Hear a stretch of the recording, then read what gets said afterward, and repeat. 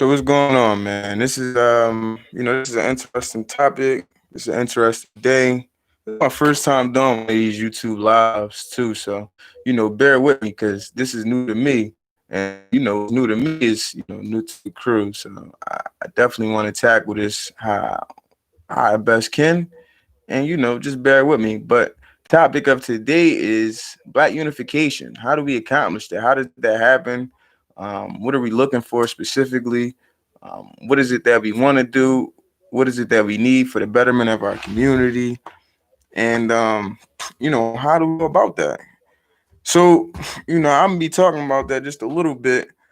And just to start it off, I gotta send the link out to a couple different people.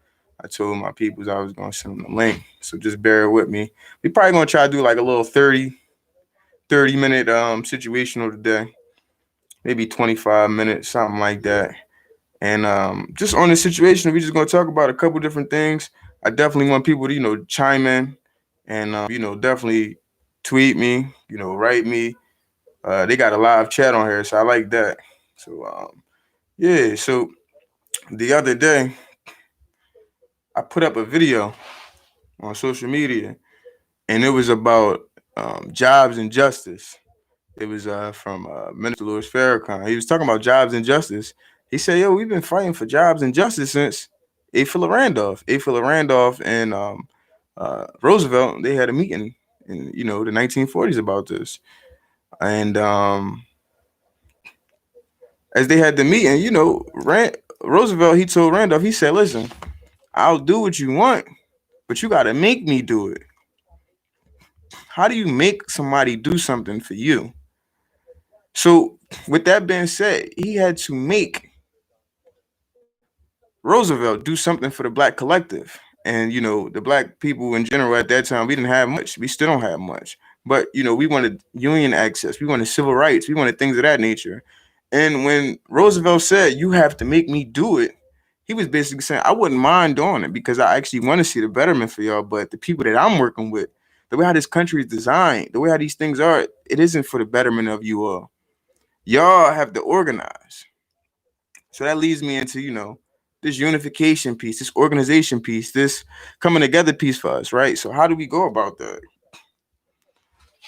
It's tough. It's a lot of different things that's going on in society that we have to do for the betterment of our community. But how do we come together and unify, right?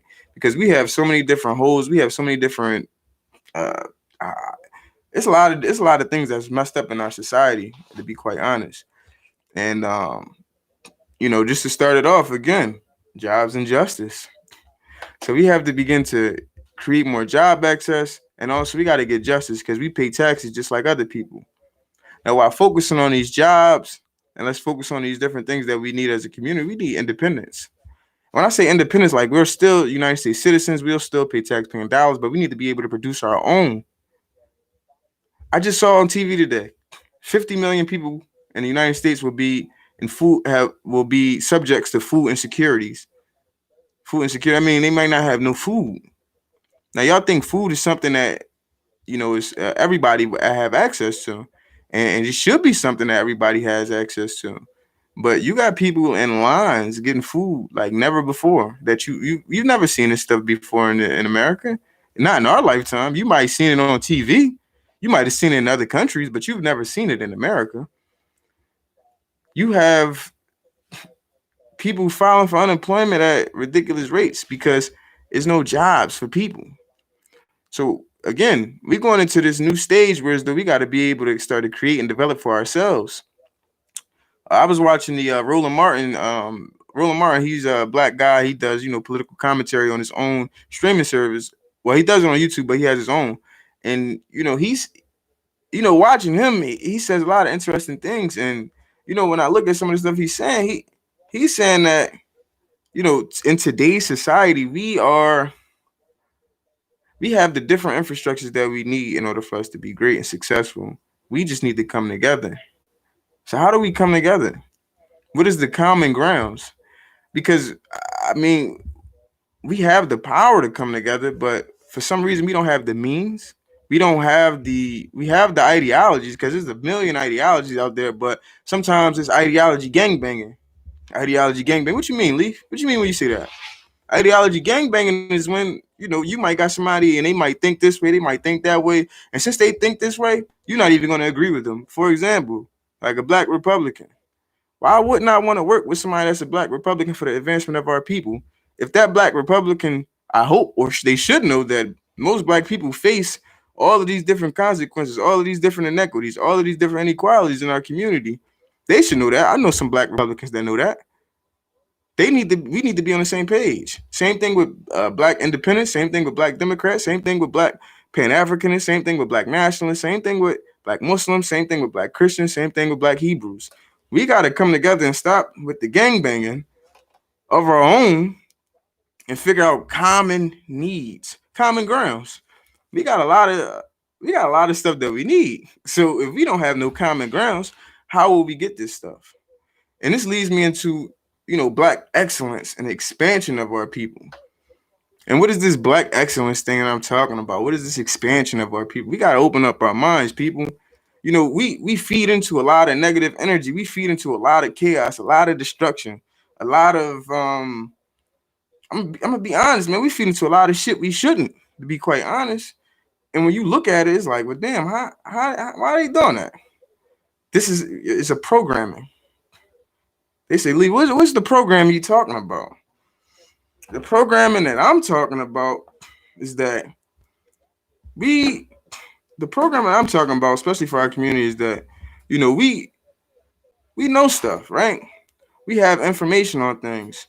We have a lot of knowledge. We've gained a lot of knowledge over the years, but for some odd reason, we focus it on the wrong things. We focus on sports. We focus on entertainment. We focus on just BS. Like, and I'm not. Nothing is wrong with sports. Nothing is wrong with entertainment. Nothing is wrong with none of this type stuff. But for us to focus all of our energy on sports, entertainment, and not try to be scholarly just a bit, not try to learn. You got to feed this brain, man. The brain is. I say it all the time. The brain is like a flower, man. If you're not developing every day, what are you doing? If you're not trying to learn something new every day, what are you doing?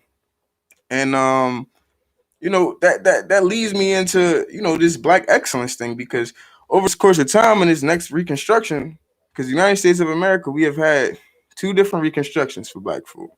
We've had the Reconstruction era, which was after the Civil War, but it ended once they took the National Guard out of the South, and then everything was just downhill from there. I mean, it was already downhill, quite frankly, but it just got worse for us during that time.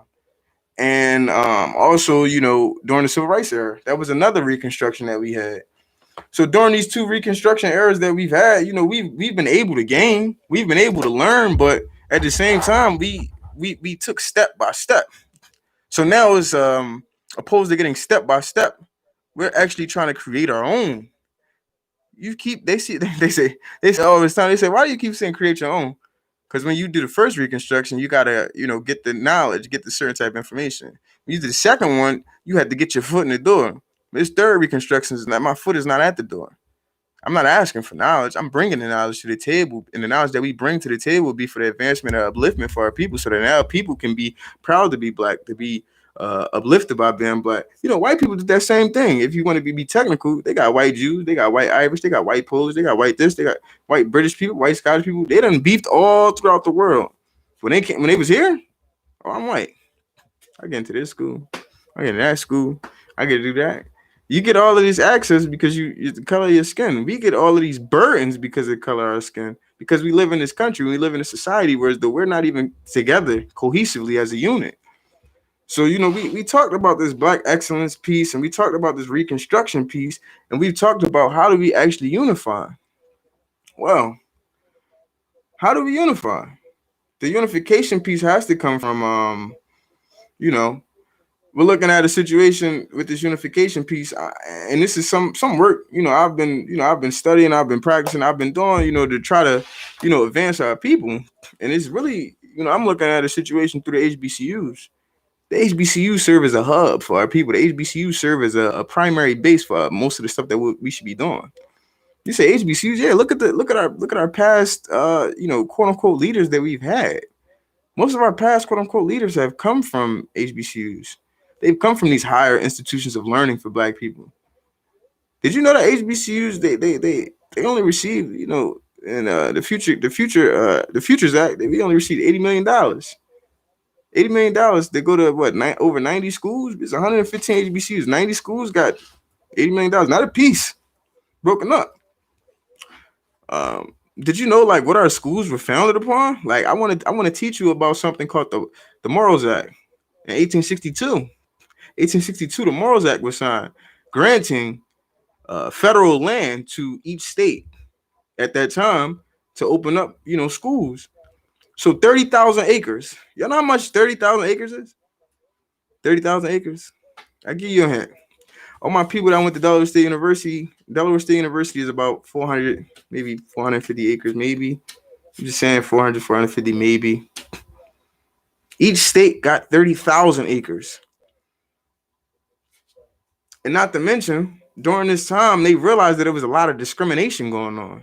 So a lot of black folk weren't able to go to these schools that got the 30,000 acres of land. We know why.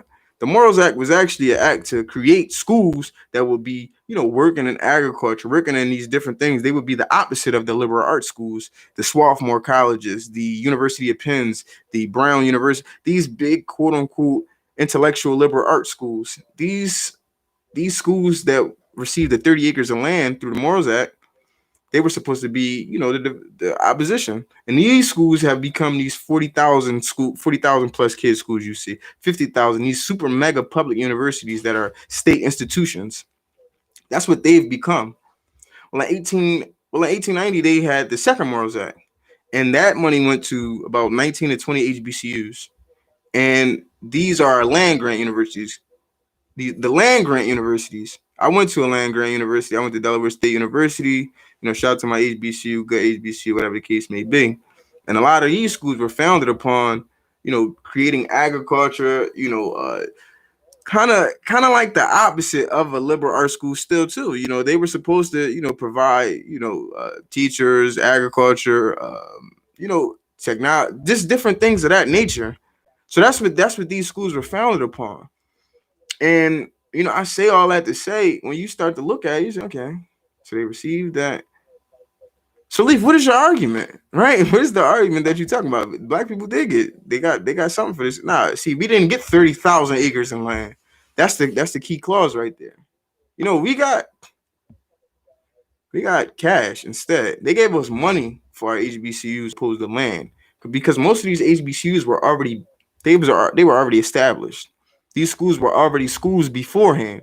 What do you mean they were already schools beforehand? I mean basically that these schools were literally institutions of higher learning for black folk. Hence, you have like a Cheney University, which was formerly the Institute for Colored Youth, which is a school Octavius Cato went to. Octavius Cato, he's our martyr. He was killed in the streets of Philadelphia for the right to vote in 1870. But hence, that this is what you have. So again, I'm saying all of this to say, when you start looking at our schools, we've never got the fair share in anything, quite frankly. And now we're saying we want the fair share. And it's a lot to get into, and this is my first time going YouTube live, so I definitely wanted to see how this is and see how this would go, and see what information I would be able to get out there. But I do want to just start off by saying this, that we have to actually start focusing on this funding of our schools, because our HBCUs they're in a desired need. You see Morris Brown was closed for like 20 years. You heard Future said it in the song.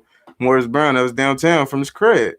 They closed down. That messed him up. But now they're getting ready to open back up. They got their accreditation back. So we're looking at that as a big win for HBCUs. But what are we going to do for HBCUs moving forward? And HBCUs moving forward, well, like they were previously, will be for the upliftment and for the betterment of our community. And how do we make that happen?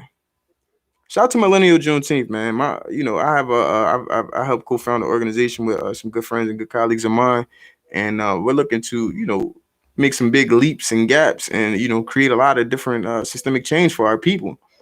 And sometimes being on the front lines, marching and protesting, that's very needed. And then also we got to get behind the scenes, and we got to get the legislation. We got to get this type of work done if we want to really develop and build what we need for our society and for our people, because our people are hurting, our people are struggling, our people are hungry, our people, we need more. than what we have. We keep getting crumbs. And I just want to, a couple more things before I close out because we at the 15-minute mark. And it's just really coalition building in our communities, man. We got to start doing some more coalition building in our community. A lot of different groups out there, they do a lot of different things, but for some reason, like we all not on the same page. We all got to be on the same page when it come down to this thing of ours because at the end of the day, to the enemy, to the opposition, we the same person, like to be quite honest. And our enemy, you feel me, our enemy isn't all white folk. Our enemy is white supremacy, this idea, this negative connotation that someone can have in their head. You get what I'm saying? And some of our own people have been subjects to learning white supremacy and have been using that against our own people. But that's another topic for another day. I don't even want to get into that. But just know our enemy is not an actual person. Our enemy is the idea that people uplift and uphold that they have been using against us. So, needless to say, we got a lot of work to do. We got a lot of work to do, but like I said, we entering this third Reconstruction. There's going to be a lot of work over this next 10 to 15, 20 years. I mean, I'm doing this work for my whole life. But we got a lot of work to do. We got a lot of development to do. And, I hope a lot of people are getting ready because, after this election, I told y'all this election was going to be important, monumental. But, now that the election is over, we got to get ready for this inauguration. We got to get ready for this different type of stuff because as soon as Biden get in office, we on their neck from the beginning. We already planning on what we want to do as soon as they get in the office. So, I want to leave you all with just a couple quick facts before I step out. So I would say last year, a couple years back, HBCUs, the land grant universities in particular, they received about $14-15 million in federal aid for agriculture programs, up to about like 750,000 apiece. And, farmers in the United States of America in the year 2019, they received $22 billion. $22 billion. But the HBCUs for the land grants, they received 14 million. Now, this is a very important fact, too. 100 years ago, we had about 1 million farmers. Now we have about 50,000, maybe a little less, to be quite honest.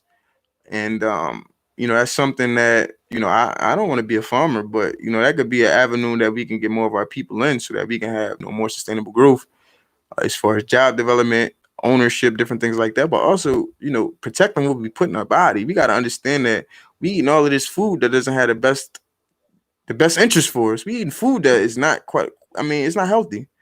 Like the chicken, the beef, the turkey, it's already, it has protein in it, but once you start putting pesticides, steroid, hormone, all of this other stuff in it, same thing with, when you feed animals corn opposed to feeding them grass, all of these different things. I'm just saying that to say, we got to take note. If we only receive $14 million for our HBCUs for agriculture, and the farmers who receive $22 billion and 99% of them are white, we only got 50,000 farmers. They don't receive that much money. Shout out to the National Farmers. Shout out to the National Black Farmers Association because they're doing work right now around this issue. And, we want to eventually, team up with them so that we can, this is a part of that coalition building. I said, listen, man, we're going into this third Reconstruction. So we got to do a lot of coalition building on all avenues. So, in closing, I definitely want to say, man, I hope everybody have a good one. Google a lot of this information I said. Just don't take my word for it. I know I'm speaking facts, but Google some of this information, man, and let me know what you think. Get back to me. Peace.